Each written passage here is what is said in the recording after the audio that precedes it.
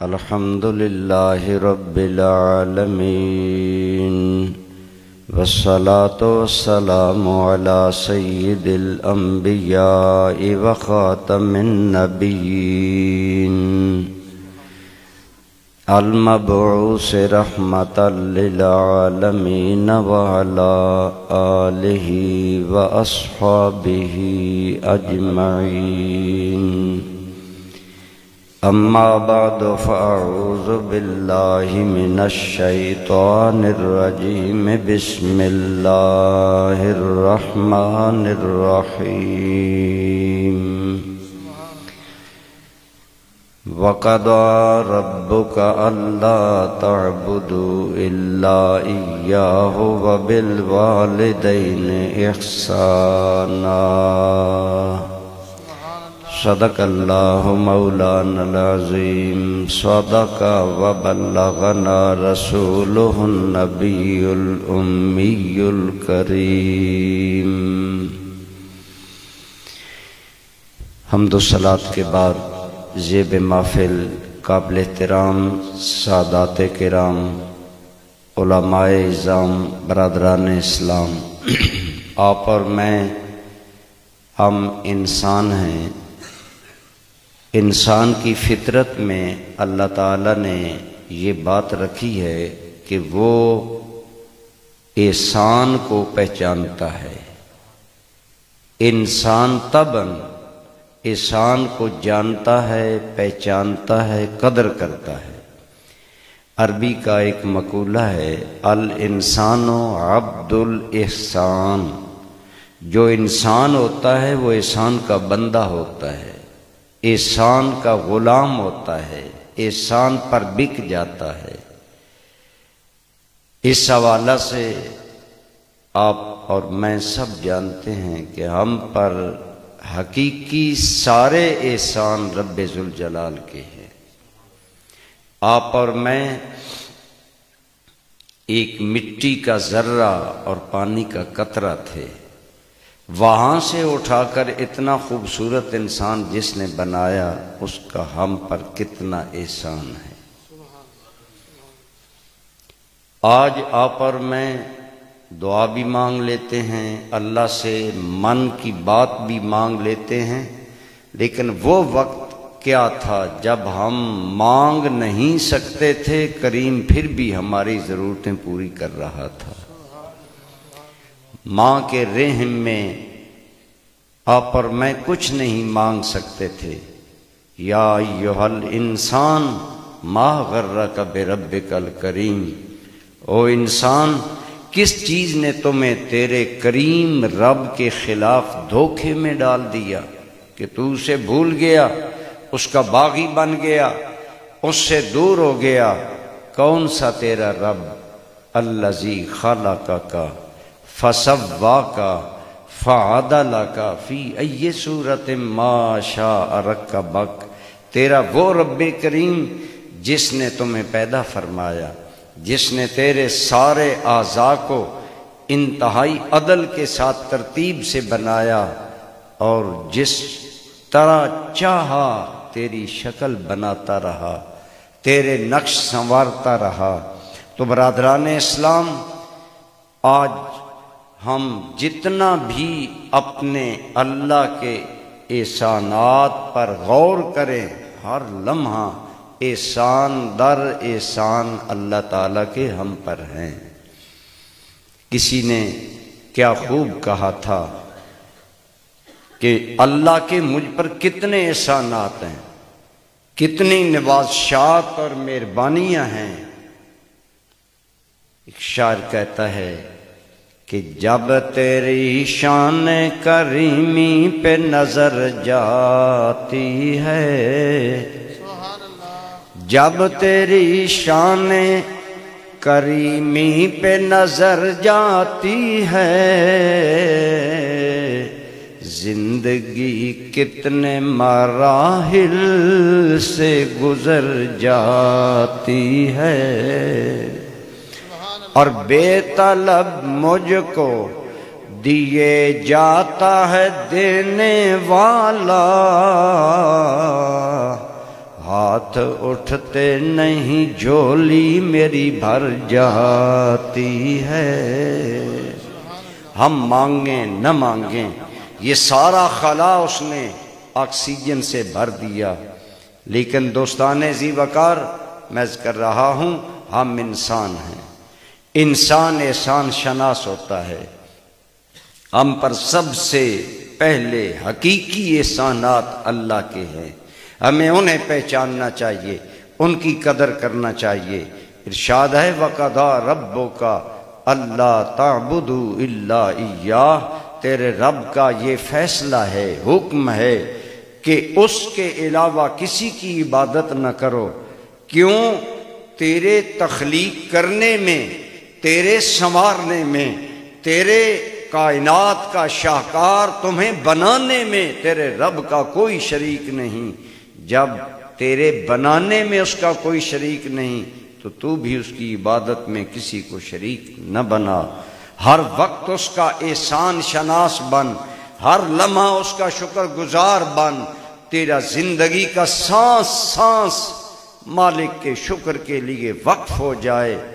شیخ Saadi نے کیا خوب کہا تھا، سانس ایک ہے احسان دو ہیں، ایک مرتبہ سانس اندر جاتا ہے، ایک مرتبہ سانس باہر آتا ہے تو میرا نظام زندگی چلتا ہے۔ جس کریم کے ایک سانس کے ساتھ دو احسان تو میرے علم میں ہیں، معلوم نہیں کتنے احسان پیچھے سانس کے جاری رہنے میں ہیں۔ سوچے ہمیں اس خدا کا کتنا شکر گزار بننا چاہیے۔ فرمایا اپنے رب کے شکر گزار بندے بنو، اس کی نعمتوں کو یاد رکھو، اس کی بندگی کرو، اس کی بارگاہ میں شکر بجا لاؤ۔ میرے اور آپ کے کریم آقا سارے کہیے صلی اللہ علیہ وآلہ وسلم۔ آپ رات کو ام المومنین عائشہ صدیقہ کے حجرے میں نہیں آئے، فرماتی ہیں میں نے مسجد میں جھانکا تو حضور محو نماز ہیں، محو عبادت ہیں، میں پاس بیٹھ گئی۔ فرماتی ہیں اتنا لمبا قیام کیا، اتنا لمبا قیام کیا، حتی تورمت قدما، سرکار کے قدموں پر ورم آ گیا۔ جب فارغ ہوئے میں نے عرض کیا یا رسول اللہ قد غفر لک اللہ ما تقدم من ذنبک وما تأخر، آقا اللہ نے تو آپ کی بخشش فرما دی، پھر اتنا لمبا قیام کیا وجہ؟ فرمایا عائشہ افلا اکون عبدا شکورا، کیا میں اپنے رب کا شکر گزار بندہ نہ بنوں؟ کتنا احساس شکر تھا تیرے میرے کریم کے دل میں کہ قدموں پر ورم آ گیا اور آپ اللہ کی بارگاہ میں کھڑے شکر ادا کر رہے ہیں۔ دوستان ذی وقار، انسان کی فطرت میں شکر گزاری ہے۔ ہم یہاں بس میں بیٹھیں، لاہور جائیں، ہمارا کوئی کرایہ دے دے، ہم اولاً اس کا بس میں شکر ادا کریں گے، شکریہ ادا کریں گے، جی آپ کا شکریہ، آپ نے میرا کرایہ دیا۔ پھر لاہور جا کر آپ اس کا شکریہ ادا کریں گے اور زندگی بھر اس تلاش میں رہیں گے کہ مجھے اس کی اس مہربانی کا جواب دینے کا موقع ملے، میں بھی کبھی اس کا کرایہ بھر دوں۔ عرض یہ ہے ہماری فطرت میں احسان شناسی ہے، احسان کی قدر کرنا ہماری فطرت ہے۔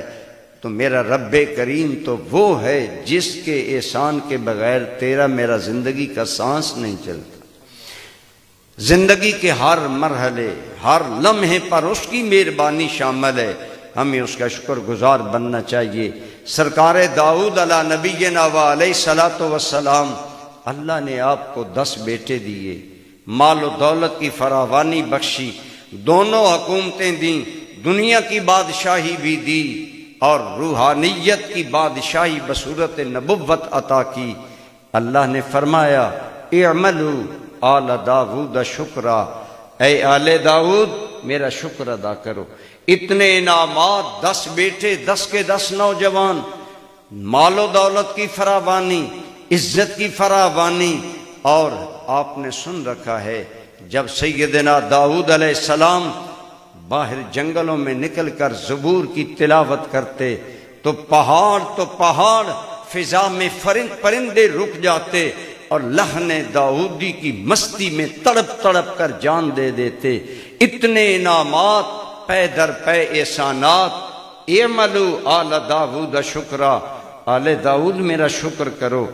آپ نے اپنے 10 بیٹوں کو بلایا، فرمایا میرا رب کہتا ہے شکر کو عملی صورت دو۔ ایک ہوتا ہے قولی شکر، ایک ہوتا ہے عملی شکر، الگ الگ قسمیں ہیں۔ قول یہ ہے کہ زبان سے ہم نے کہا الحمدللہ، بات ختم۔ عملی یہ ہے کہ اللہ نے جو نعمت دی، فار ایگزامپل مجھے اللہ نے علم دیا، علم کا عملی شکر یہ ہے کہ میں اپنے علم پر عمل کر کے اللہ کو راضی کروں۔ فرمایا اعملوا آل داؤد شکرا، آل داؤد میرا شکر ادا کیا کرو۔ آپ نے بیٹوں سے فرمایا اللہ کا شکر ہم کس طرح کر سکتے ہیں؟ مشورے کے بعد طے پایا کہ ہم گھر میں ایک جگہ بناتے ہیں جہاں بیٹھ کر ہم اللہ کا ذکر کریں گے، اللہ کا شکر کریں گے، اس کی نوازشات پر اس کی ثنا گستری کریں گے۔ اور طے یہ پایا وہ جگہ 24 گھنٹوں میں خالی نہیں رہے گی، وہاں ایک نہ ایک میرا بیٹا بیٹھ کر اللہ کا ذکر صبح و شام، دن رات، ہر وقت کرے گا۔ یہ نظام شکر قائم ہو گیا۔ کیسا انوکھا انداز تھا۔ آپ انتظار میں ہیں کہ اللہ کریم مجھے داد دیں گے۔ اے داؤد تو نے تو کمال کر دیا، 24 گھنٹے تیرے گھر سے میرے ذکر اور میرے شکر کے ہی انداز آ رہے ہیں، کیفیات آ رہی ہیں، لیکن چند دن کوئی جواب نہ آیا۔ دل میں خیال سوچ، یہ زندگی جانوروں کی طرح گزارنے والی زندگی نہیں۔ آپ پر میں انسان ہیں، اشرف المخلوقات ہیں۔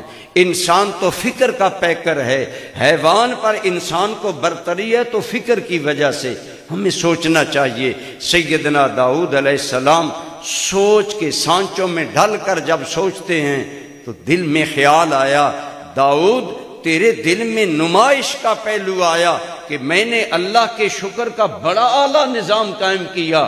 فوراً سجدہ ریز ہو گئے اور زمین پر سر رکھ کر جبیں سائی کر کے بولنے لگے، میرے کریم یہ میرا خیال بھی غلط تھا۔ میں کہتا ہوں ما شکرنا کا، حق کا شکرے کا، ہم تو تیری نوازشات کے شکر ادا کرنے کا طریقہ ہی نہیں جانتے، حق ہی نہیں ادا کر سکتے۔ مالک تیرے شکر کا حق کون ادا کر سکتا ہے؟ جب یوں نیاز مندی پیش کی تو جواب آیا، یا داؤد الان قد ایتا حق کا شکری، ہاں میرے داؤد تو نے میرے شکر کا حق ادا کر دیا۔ آپ پر میں انسان ہیں، ہمیں احسان کی قدر کرنی چاہیے، ہمیں قدر کرنی چاہیے۔ اس کریم نے ہمیں ڈارون کے نظریے کے تحت بندر کی نسل نہیں بنایا، ہمیں اشرف المخلوقات آدم کی اولاد میں سے بنایا، انسان بنایا، صاحب عقل و فراست بنایا۔ اللہ نے ہمیں عزتیں دیں، پھر انسان تو دنیا میں اربوں ہیں، اس نے ہمیں مسلمان بنایا، پھر مسلمان بھی دنیا میں کروڑوں ہوں گے۔ سارے نبیوں کی امتیں اپنے اپنے دائرے میں مسلمان ہیں، لیکن آپ اور مجھ پر احسان ہے کہ اس نے ہمیں امت سید الانام بنایا۔ کہ صلی اللہ علیہ وآلہ وسلم، ہم کتنا اللہ کا شکر ادا کریں کہ اس نے ہمیں نبیوں کے سلطان کا امتی بنایا۔ ہمیں کتنا شکر گزار اپنے رب کا ہونا چاہیے۔ دوستان ذی وقار، وقضا ربک اللہ تعبدوا الا ایاہ، تیرے رب کا حکم ہے اللہ کے سوا کسی کی عبادت نہ کر۔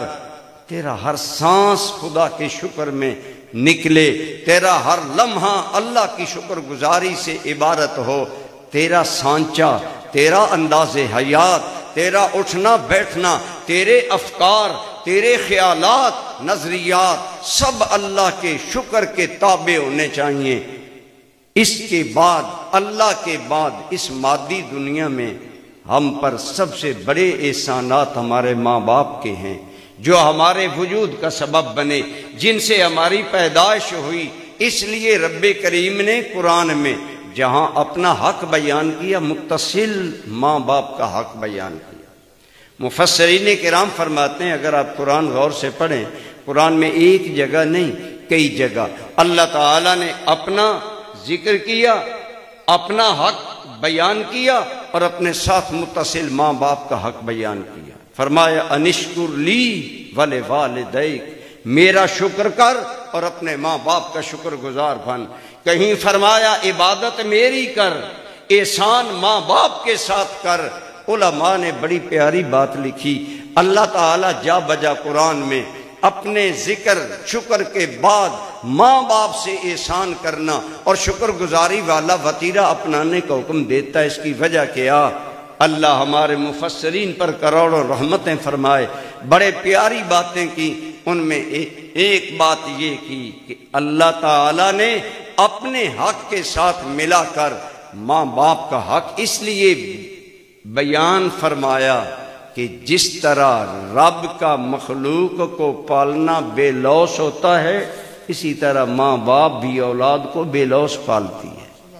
کوئی لالچ نہیں، کوئی ہرس نہیں، وہاں کوئی دنیاوی مفاد نہیں۔ ماں کو نہیں پتہ ہوتا میری گود میں پلنے والا بچہ کل میری خدمت ضرور کرے گا، خدمت کے لیے زندہ رہے گا۔ وہ بے لوث خدمت کرتے ہیں۔ تو فرمایا چونکہ تیرا رب بھی بے لوث پالتا ہے، ماں باپ بھی بے لوث پالتے ہیں، اس لیے اللہ کے بعد جن کا تم پر حق ہے مادی دنیا میں وہ تمہارے ماں باپ ہیں۔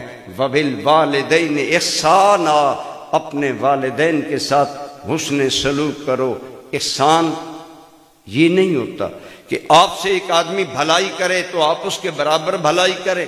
آج آپ کے بیٹے کی شادی ہے، ایک دوست نے 1,00,000 روپیہ کی آپ کی سپورٹ کی کہ جی آپ یہ ٹائم گزار لیں، کل اس کے بچے کی باری آئی، آپ 1,00,000 اس کو دے دیتے ہیں۔ یہ احسان نہیں، یہ تو احسان کا جواب ہے برابری میں۔ اللہ نے فرمایا ماں باپ کے ساتھ احسان کرو۔ احسان یہ ہے کہ آپ کے دوست نے آپ کو مشکل گھڑی میں 1,00,000 روپے کی سپورٹ کی، آپ 2,00,000 کی سپورٹ کریں، مزید احسان کریں، مزید تعاون کا ہاتھ آگے بڑھائیں۔ آپ پر میں ذرا پیچھے مڑ کر دیکھیں، ہمارے ماں باپ کے ہم پر کتنے احسان ہیں، کتنی نوازشات ہیں، کتنی مہربانیاں ہیں، کتنی کرم نوازیاں ہیں۔ میں عموماً تقاریر کے لیے باہر جاتا، لیٹ رات کو آتا، 2 بجے 3 بجے 1 بجے، کوئی بھی عموماً ہمارے گھر کا دروازہ میری والدہ ماجدہ کھولتی۔ میں نے ایک دن عرض کیا امی جان میری ہمشیرہ ان کو آپ فرمایا کریں، بھائی ان کو کہیں دروازہ کھول لیں۔ تو فرمانے لگی بیٹا اس میں کیا فرق ہے، کیونکہ جب تک تو واپس نہیں آتا مجھے نیند نہیں آتی۔ کیا یہی جذبات ہر ماں کے ہیں کہ نہیں؟ دل سے پوچھیں، ماں تو ہے ہی بے لوث قربانیوں کا ایک پیکر۔ ماں کی عنایات نوازشات کس کو نہیں یاد؟ ہمیں، آپ کو، مجھے، ہم تو ہم رہے۔ آپ کو یاد ہوگا جب حضور سید الانبیاء آپ کے اور میرے کریم آقا اللہ کی اجازت سے اپنی والدہ ماجدہ کی قبر انور پر گئے، ساتھ آپ کے صحابہ ہیں۔ ایک مدت بیتی، 6 سال کی عمر میں ابوا کے مقام پر جب حضرت آمنہ پر مٹی ہموار ام ایمن کر رہی تھی، یہ 6 سال کا بچہ رسول رحمت ماں کی قبر کی مٹی کو دیکھ کر رو رہا تھا۔ ام ایمن جب حضور کی امی کی قبر ہموار کر لیتی ہیں تو محبت کے ایک عجیب الاؤ میں حضور کو گود میں لے کر ام ایمن روتی بھی ہے، دلاسا بھی دیتی ہے۔ وہ یادیں اور آج کا دن، آج رسول رحمت اپنی قبر امی جان کی قبر پر حاضر ہیں۔ روایات میں آتا ہے مدتوں بعد جب رسول اللہ بولیے صلی اللہ علیہ وسلم امی جان کی قبر انور پر آئے بیٹھ گئے، اور گویا خیال ماضی میں گم ہو گیا۔ وہ بچپن کی لوریاں، وہ بچپن کی بلائیں، وہ اماں آمنہ کی دعائیں، وہ باتیں جب رسول رحمت کے ذہن میں آئیں تو رسول اللہ اشک بار ہو گئے۔ نبی کوئی عام انسانوں کی طرح تو نہیں ہوتا، اس کے افکار پر بھی خیالات پر بھی پہرہ خداوندی ہوتا ہے۔ جب نبی رحمت صلی اللہ علیہ وسلم کو امی جان کی یادیں ذہن میں تازہ ہوئیں، روایت میں آتا ہے فبکا فابکا، حضور پھوٹ پھوٹ کر رونے لگے، یوں پھوٹ کر روئے کہ صحابہ کو بھی رلا دیا۔ رسول رحمت کی بھی ہچکیاں بند گئیں، صحابہ کی بھی ہچکیاں بند گئیں۔ عجیب منظر ہے، ہر آنکھ اشک بار، عجیب کیفیت ہے۔ یہ ہے وہ ماں کے احسانات کی دنیا جو اگر نبی کے دل میں تازہ ہو تو آنسوؤں کا سیلاب آتا ہے۔ یہ ہیں وہ ماں باپ، فرمایا میرے بعد ان کا حق پہچانو، ان کے ساتھ احسان کرو، جتنا انہوں نے تمہارے ساتھ حسن سلوک کیا اس سے بڑھ کر احسان کرو، اس سے بڑھ کر ان کی خدمت کرو۔ دوستان ذی وقار، یہ اسلام ہے۔ میں گاہے بگاہے یورپ جاتا رہتا ہوں، وہاں ناروے میں مجھے دوست بتانے لگے وہاں کا ایک اپنا انداز ہے، وہاں سویلائزیشن ہے ان کے اپنے، وہ لوگ ماں باپ کی قدر نہیں کرتے۔ تو ایک آدمی کہنے لگا وہ تو ماں باپ کی قدر کے بارے میں ہمیں کوئی صرف ملک، صرف قوم، صرف ملک، ماں باپ کا نام ہی نہیں، بلکہ وہ تو کہتے ہیں کہ ماں باپ کا کیا احسان ہے، انہوں نے تو لذت اٹھائی تمہیں پیدا کرنے کے لیے۔ کس قدر سوکیانہ، سفلیانہ، گھٹیا سوچ ہے، لیکن کروڑوں سلام و سامنا کے لال پر جس نے ہمیں بتایا کہ اے لوگو اللہ کریم کے بعد تیری ذات بنانے سنوارنے میں ساریاں مہربانیاں تیرے ماں باپ کی ہیں۔ نعرہ تکبیر، نعرہ رسالت، نعرہ تحقیق۔ اگر میں آپ جیسے صاحب بصیرت و فراست لوگوں کے سامنے چند لفظ بول رہا ہوں، بولنے کے قابل ہوں، تو کیا میرے ماں باپ کا اس میں کوئی حصہ نہیں؟ یوں ہی تو نہیں ہے، بہاروں میں جوبن کمال شامل کسی کا خون جگر ضرور ہے۔ اگر میرے ذہن میں یہ بات رہے کہ میری ان عزتوں میں، میری ان رفتوں میں، میرے اس مقام میں، میری اس شان میں میرے ماں باپ کا خون جگر شامل ہے، میری ماں کی سحری کی آہیں شامل ہیں، میرے باپ کے سوتے سوتے خیالات کی دنیا کے افکار شامل ہیں، خواہشات شامل ہیں، تو میں کبھی ماں باپ کا نافرمان نہیں بنوں گا۔ اور پھر ہم یورپ کی طرح کیوں ماں باپ کے گستاخ بنے؟ ہم تو اس نبی کی امت ہیں جس نے امت کو ماں باپ کے حقوق پریکٹیکلی سکھائے۔ حضور رحمت عالم تشریف فرما ہیں، ابن حشام نے نقل کیا، آپ ایک غزوہ سے آئے، آپ کی بارگاہ میں مال ہے، آپ لوگوں میں تقسیم کر رہے ہیں، دست جود و عطا دے رہا ہے۔ ہمارے آقا کی بارگاہ سے تو کبھی کوئی خالی نہیں گیا، لیکن یک لخت سرکار کی نظر دور اٹھتی ہے تو دست نبوت رک جاتا ہے۔ ادھر دست نبوت کیا رکا کہ پوری محفل کی جان گویا رک گئی، ہر نظر رسول اللہ کے چہرے اور ہاتھ پر تھی، حیران ہے، ہاتھ رک گیا۔ جوں جوں ایک سایہ نما بوڑھی عورت قریب آ رہی ہے، حضور رحمت عالم کے ہاتھ رک گئے، جگہ سے اٹھے، بڑھ کر تشریف لے گئے، تھام کر اپنے پاس لائے۔ پاس آنے سے پہلے وہ نبوت کی چادر جس کے سائے میں جبریل کے نور لپٹ لپٹ کر آتے تھے، اسے کندھے سے اتارا، زمین پر بچھایا، اور آنے والی مخدومہ کو اس چادر پر بٹھا دیا، اور سرکار محو کلام ہو گئے، مجلس بھول گئے، لوگ بھول گئے، محفل بھول گئی، آنے والی بوڑھی عورت سے محو کلام ہے، اور یوں محسوس ہوتا ہے کہ سرکار کے ہر انداز میں پیار ہے، حضور کے ہر لہجے میں محبت و عقیدت ہے، اور جھک جھک کر پیار سے باتیں ہو رہی ہیں۔ تھوڑی دیر بعد اس عورت کے دامن میں بہت تحائف ڈالے، دور تک الوداع کرنے گئے۔ اب صحابہ اشاروں اشاروں سے پوچھتے ہیں یہ کون ہے جس کے پروٹوکول کا یہ عالم ہے کہ نبیوں کے سلطان کھڑے ہو گئے، اس کے لیے چادر بچھائی اور پھر محو کلام ادب ہو گئے۔ بڑے صحابہ نے اشارہ کر کے کہا بولنا نہیں، حاضی امہ من الرضا، یہ محمد کی رضائی اماں حلیمہ سعدیہ جا رہی۔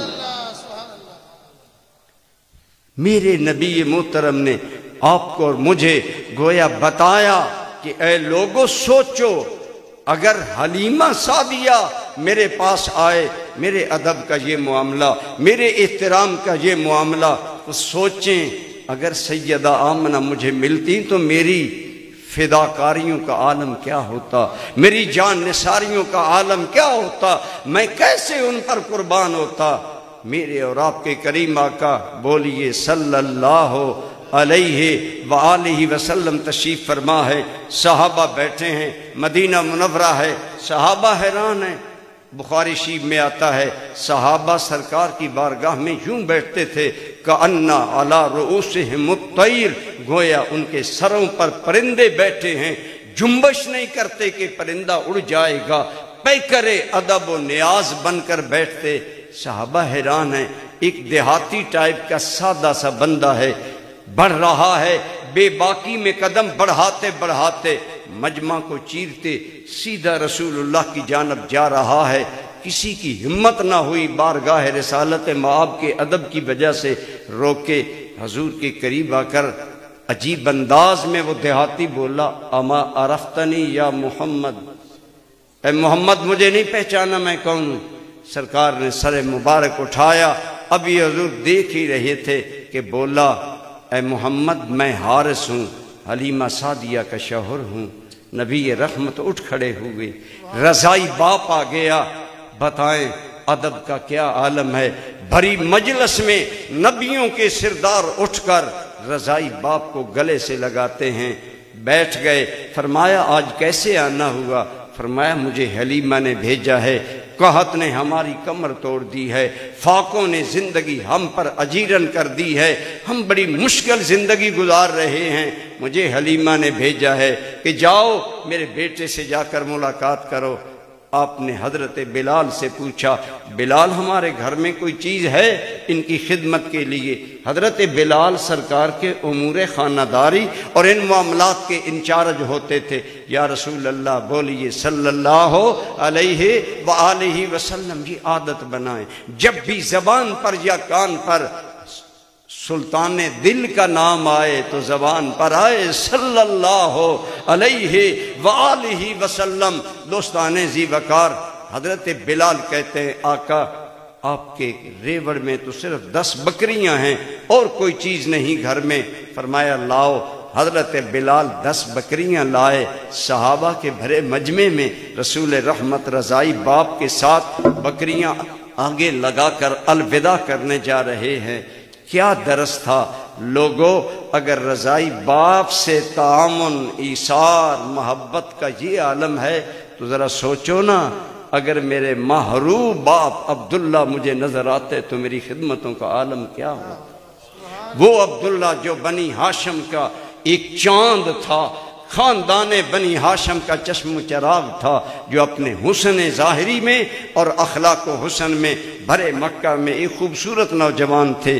بہرحال دوستان ذی وقار، اللہ کے بعد آپ پر مجھ پر احسانات ماں باپ کے ہیں۔ میرے اور آپ کے کریم آقا نے ہمیں ماں باپ کے احسانات پہچاننے کا سبق دیا، درس دیا۔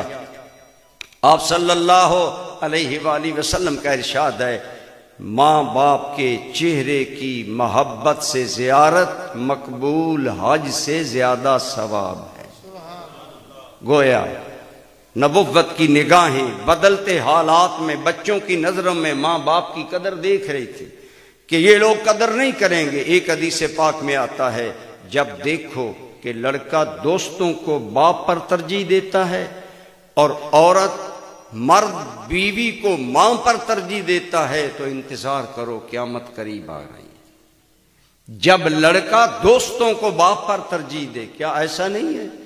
آج آپ اور میں اپنے گریباں میں جھانکیں، ہم باپ کو، بوڑھے باپ کو کتنا ٹائم دیتے ہیں؟ باپ کو تو آج کا نوجوان اتنا بتانے کے لیے تیار نہیں۔ اگر باپ پوچھے بیٹا کہاں جا رہے ہو، کب واپس آؤ گے، بتانے کے لیے تیار نہیں۔ لیکن دوستوں سے، اپنے ہم نواز ساتھیوں سے، اپنی فرینڈشپ میں ایسا گھل مل جاتا ہے کہ گھنٹوں گزر جاتے ہیں، گپیں لگاتے ہیں، پرواہ نہیں ہوتی۔ فرمایا جب دیکھو کہ مرد بیوی کو ماں پر ترجیح دے رہا ہے، یہ قرب قیامت کے آثار ہیں۔ دوستان ذی وقار، اس کے مد مقابل فرمایا ماں باپ کے چہرے کی زیارت ہو محبت سے، یہ میرے امتی کے لیے مقبول حج کا ثواب کا درجہ رکھتا ہے۔ آج حج پر کتنا خرچ آتا ہے؟ حج کر کے آئیں 13 لاکھ دیں، 12 لاکھ دیں، واپس آئیں، یقین نہیں کہ حج قبول ہو گیا، لیکن جس حج کی قبولیت کی سند آمنہ کا لال دے صلی اللہ علیہ وسلم، وہ کتنا پیارا حج ہے۔ فرمایا محبت سے ماں باپ کے چہرے کو دیکھنا ثواب ہے، حج کا ثواب ہے۔ اگر صرف زیارت اتنا ثواب ہے تو سوچیں خدمت کتنا ثواب ہوگا، ان کی نوکری دینا۔ اگر ہم پوری قوم من حیث القوم مشکلات میں پھنسے ہوئے ہیں، امیر بھی پریشان ہے، غریب بھی پریشان ہے۔ آپ دیکھیں انتخابات کے نام سے لے کر نتائج تک پوری قوم نا امیدی، یاس اور کرب کا شکار ہے، کل کیا ہونے والا ہے۔ یہ آج میری قوم پر جو کرب، جو زندگی کا دائرہ تنگ ہے، اس لیے ہے ہم اللہ رسول کے ارشادات پر عمل نہیں کرتے۔ مشکلات، لیکن ان مشکلات کو بھی ماں باپ کی خدمت آسانیوں میں بدل دیتی ہے۔ حدیث پاک میں آتا ہے 3 مسافر گھر سے نکلے، اپنی منزل کی طرف رواں دواں، راستے میں باد و باران آ گیا، آندھی اور بارش آ گئی، دوڑ کر ایک پہاڑ کی غار میں چھپ گئے کہ بارش گزر جائے، لیکن بارش تیز تھی، سلائیڈنگ ہوئی، ایک بڑی چٹان آ کر غار کے منہ پر رک گئی۔ بارش جب رکی، نکلنا چاہتے ہیں، ہر جتن کیا، چٹان اپنی جگہ سے نہیں ہلتی۔ ان میں سے ایک نے کہا اب مایوسی اور موت کے انتظار کے علاوہ بظاہر تو کوئی چیز نہیں، لیکن اگر تم نے کوئی عمل کبھی اللہ کے لیے کیا ہے نا، عمل ہو اللہ کے لیے، ہم عمل میں دکھلاوا شامل کر لیتے ہیں، ذاتی نمائش شامل کر لیتے ہیں، اور تو اور رہا ہماری تو آج محفل نمائش بن کر رہ گئی، ہمارے تو آج دینی پروگرام نمائش بن کر رہ گئے، اخلاص کم ہو گیا۔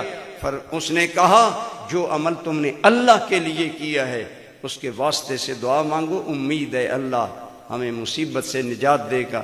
میں سمیٹ رہا ہوں بات کو، تینوں آدمیوں نے الگ الگ دعائیں مانگی، اور ایک ان میں سے مانگنے والے نے یہ مانگی، یا اللہ تو جانتا ہے میں غریب آدمی تھا، میں بکریاں چراتا تھا، میں شام کو آتا دودھ دوتا، میں پہلے ماں باپ کو دودھ پیش کرتا، پھر بیوی اور بچوں کو دیتا۔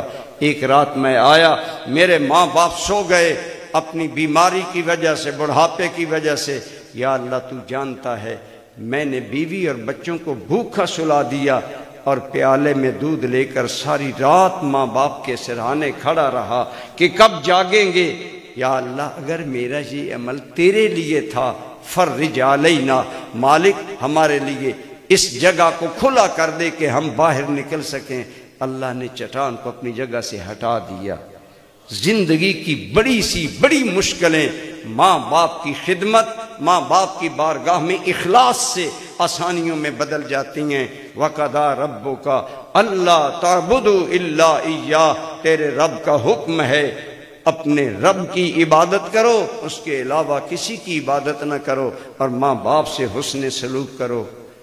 جتنا تعلق نازک ہوتا ہے اتنا پھر اگر کمی بیشی ہو تو محسوس بھی ہوتا ہے۔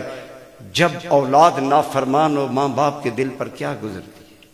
آج وہی ماحول ہے، ہمارے بچے یونیورسٹیوں میں پہنچ گئے، کالجز میں پہنچ گئے، اور کالج اگر باپ خرچ دینے جاتا ہے ہاسٹل میں بچے کو، وہ دیہاتی باپ جو تہ بند بن کر سادہ ماحول کی تہذیب میں جاتا ہے تو لڑکا شرمندگی سے دوسرے کو بتاتا ہے یہ میرے گاؤں کا کمی ہے، کہ یہ میرا مذاق نہ اڑائیں، تیرا باپ سادہ ہے، دیہاتی ہے، اسے تجھے کیا معلوم نہیں؟ میں تو کہا کرتا ہوں خدا کی قسم سید کائنات اگر رضائی باپ کے لیے کھڑے ہوں تو تیرے میرے لیے بھی، تیرے میرے ماں باپ کے لیے کھڑا ہونا عزت ہے، وقار ہے، کرم ہے، احسان ہے اور مہربانی ہے۔